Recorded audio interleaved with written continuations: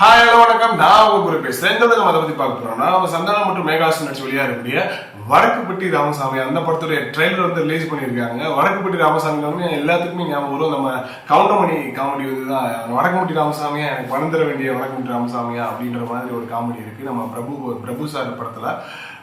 அது எல்லாத்துக்குமே ஞாபகம் வரும். இது வந்து வடக்குப்பட்டி ராமசாமி அப்படின்னு வச்சிருக்காங்க. கொஞ்சம் டிஃபரெண்டா தான் வச்சிருக்காங்க. ஸோ நம்ம பாத்தீங்கன்னா 2 நிமிஷம் 18 செகண்ட் இருக்குங்க ட்ரெய்லர். ஃபர்ஸ்ட் ஆஃப் ஆல் நம்ம ட்ரெய்லர் போயிட்டு வந்து பார்க்கலாம். வீடியோக்குள்ள போலாம்.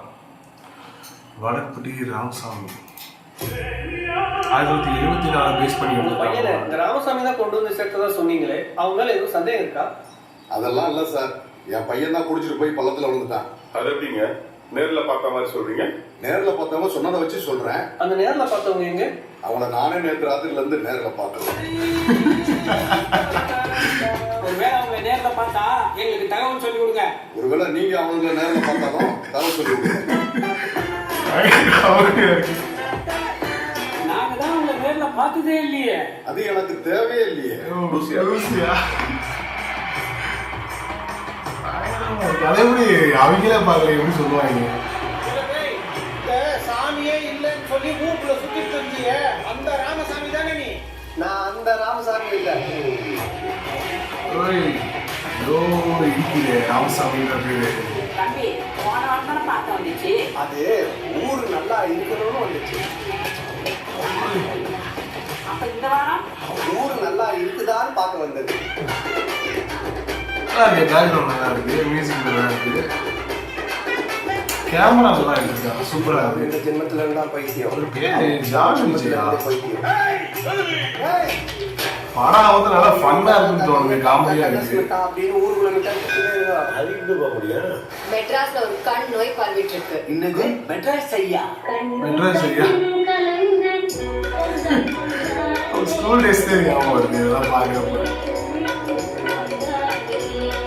எல்லாருக்குமே மெட்ராஸ் ஐயா. என்னப்பா அது? மாப்பிள்ள பாடையில வரா? மாப்பிள்ள பாடையில வரானா?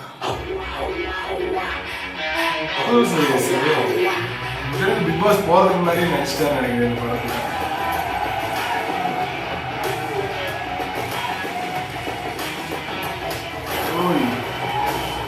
ஆக்ஷன் சீன்ஸ் இருக்கு, காமெடி படம் நினைச்சா டிக்கிலோட டைரக்டர் வேற நல்லா எடுத்துருக்காங்க. வடக்குப்பட்டி ராமசாமி. நம்ம கொஞ்சம் 1000 வருஷமாவது ஒன்னா வாழணும்டா.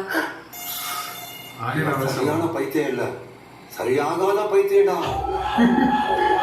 பிப்ரவரி 2 முதல். ஓகே நம்ம வந்து ட்ரெய்லர் பார்த்துட்டோம். கிட்டத்தட்ட ஒரு காமெடி படம் மாதிரி தான் இருக்கு. ஃபுல் அண்ட் ஃபுல் காமெடி படம் தான். ராமசாமி கடவுள் மேலே நம்பிக்கை இல்லாம ஊருக்குள்ள சுத்திட்டு இருந்த அந்த ராமசாமி அது ஏதோ எனக்கு ஒரு பக்கம் சிங்க் ஆகுது. இருந்தாலும் பரவாயில்ல. ஓகே, ஓவராலா பாக்குறப்போ வந்து பாத்தீங்கன்னா நம்மளுக்கு நல்லாவே இருந்துச்சு, நல்லா காமெடியா இருக்கு. இது ஒரு கிராமத்துல வந்து சந்தானம் வந்து கடவுள் மேல நம்பிக்கை இல்லாம கடவுளுக்காக வந்து செய்யறோம் எல்லாத்தையுமே வந்து கிண்டல் பண்ணிக்கிட்டு கடவுளுக்காக நீ இதை செய்யாத இதை செய்யுன்னு சொல்லிட்டு அந்த பானையெல்லாம் தலையில உடைச்சிட்டு இருந்தாரு. அந்த மாதிரி ஏதோ ஒரு கேரக்டரா இருப்பாரு.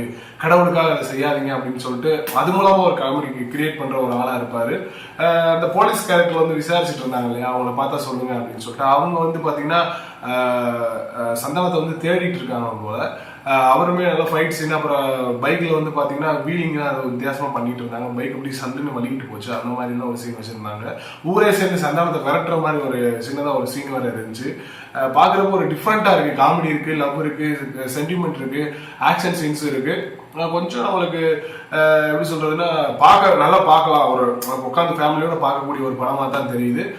மற்றபடி பார்த்தீங்கன்னா மேகாகாஸ் வந்து ஜோடியா நடிச்சிருக்காங்க. இவங்க வந்து பார்த்தீங்கன்னா கொஞ்ச நாள் நிறைய படங்கள் நடிக்கிறதை குறைச்சிட்டு இருந்தாங்க. இருந்தாலும் இப்போ ரொம்ப நாள் கழிச்சு வந்து சந்தானத்துக்கு ஜோடியா வந்து கம்பேர் கொடுத்துருக்காங்க அப்படின்னு தான் சொல்லணும். அதுக்கடுத்து பார்த்தீங்கன்னா நிறைய பேர் நடிச்சிருந்தாங்க. கூல் சுரேஷ் நடிச்சிருந்தாங்க. அப்புறம் வந்து பார்த்தீங்கன்னா நிறைய பேர், அதாவது தெரிஞ்ச முகங்கள், எப்பயுமே இந்த டிகிலோனா அப்புறம் அவருடைய படங்கள் சந்தானம் படத்தில் நடிக்கக்கூடிய காமெடி நடிகர்கள் இவங்களா தான் அதிகமாக இதில் தெரிஞ்சாங்க. ஏன்னா சந்தானம் எல்லாருமே அவங்க படத்தில் வந்து நடிக்க வைக்கிறது போல. அப்புறம் தான் அவர்களும் ஒரு காம்பினேஷன் வந்து செட் ஆகுது போல. அதனால தான் அவங்கள வச்சு அதிகமாக படம் நடிச்சிருந்தாங்க. மெட்ராஸ் ஐ அதை அவன் சொல்ல மறந்துட்டேன். மெட்ராஸ் ஐன்னு எனக்கு என்ன ஞாபகம் வந்துச்சுன்னா நம்மளோட ஸ்கூல் டேஸ் தான் ஞாபகம் வந்துச்சு. அந்த மெட்ராஸ் ஐ பரவிட்டு இருக்க இதெல்லாம் வந்து பார்த்தீங்கன்னா ஸ்கூல் டேஸில் வந்து டீச்சர்கிட்ட போய் ஏதாவது ஹோம் ஒர்க் எழுதலை, இல்லை ஏதாவது அவங்களுக்குள்ள எக்ஸாம் இல்லை படிக்க சொன்னாங்க அப்படின்னா டீச்சர் எனக்கு மெட்ராஸ் ஐ டீச்சர் அப்படின்னு சொல்லிட்டு அப்படி பின்னாடி போய் நிற்பாங்க.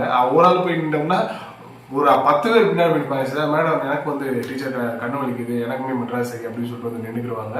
யாருமே எங்களை பார்க்காதீங்க அப்படி இந்த மாதிரி எல்லாம் வந்து நடந்த காலங்கள் உண்டு. எங்களுக்கு 90s இப்படிலாம் பண்ணியிருக்கோம். என்னோட கிளாஸ்லேயுமே இதெல்லாம் வந்து நடந்திருக்கு.